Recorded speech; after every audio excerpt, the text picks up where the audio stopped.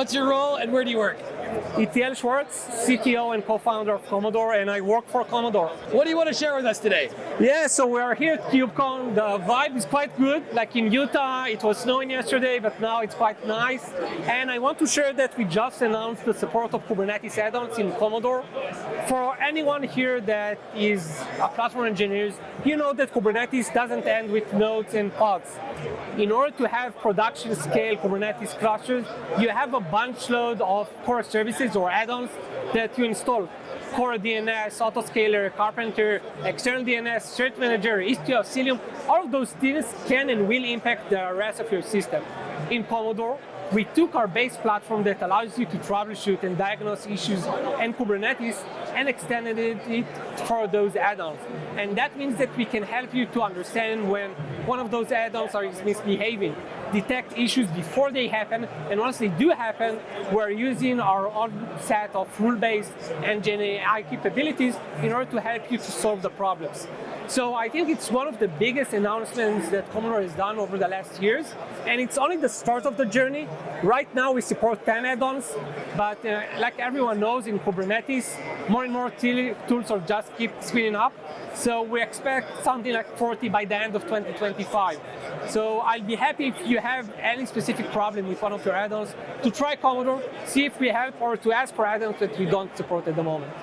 For these particular add-ons, what pain points, what problems are you tackling with them? So it's a combination of detection of problems. For example, if your certificate is failing to renew, it's not something that traditional APM will cache it. You need something a bit differently that will monitor CRDs, understand that they are misbehaving, and help you to solve them. So detection is a huge part of it. And the second part is around the investigation. Because everything is tied up, Cert Manager is being impacted by external DNS, which is being impacted by Nginx ingress, then everything is tied up. So the ability to do those jump between different sources in order to find the root cause is super tricky. And we take all of those disjoint data points into one coherent view. Could you share with me a little bit about the before and after of this announcement? Yeah, sure. So before the announcement, when people wanted to understand what is happening with one of their add-ons, they went to the pod and tried to figure out why his Autoscaler is getting out of control. And it is possible, but it's so hard and so time-consuming. And you're only looking at the specific pod, the compute layer, not the CRDs that is responsible for.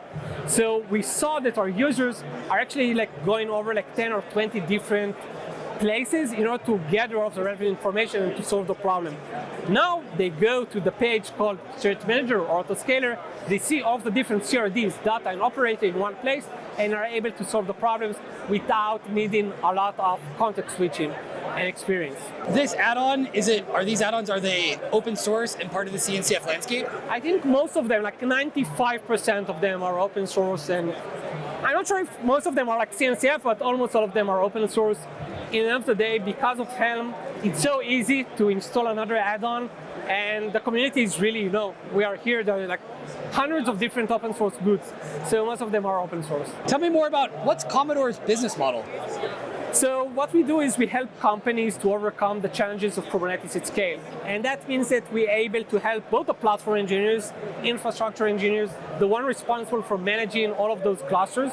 But on the other side, what we pride ourselves is our ability to empower developers. And that means that we can take people who are not Kubernetes experts, who are application owners, and to give them all of the relevant tools needed in order to solve issues by themselves. And that is quite unique and something really missing inside the ecosystem. Who are your main competitors?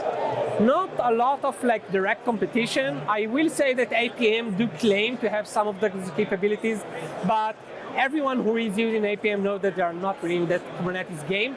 Even Datadog and New Relic had announcements that are very similar to Commodore 3 years ago. So it is becoming more trendy to try and help you to troubleshoot Kubernetes.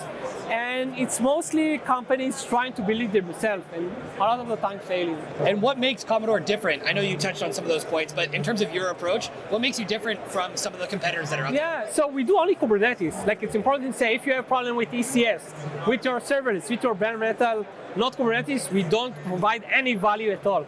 We're focused around Kubernetes, we're focused around simplifying Kubernetes, and we're focused around troubleshooting for developers as well, and not only helping the operation people. We know that those people are outnumbered 10 to 1, and we want to help those 10 to be much more efficient. What can we expect next from Commodore? Ooh, we have a lot of things down the pipeline. I think that the biggest announcements are going to be around fleet management. We see IoT, or companies managing hundreds of different clusters, as something that is getting a lot of popularity. And as always, we're trying our best to help big enterprises to manage and overcome those scaling problems in Kubernetes.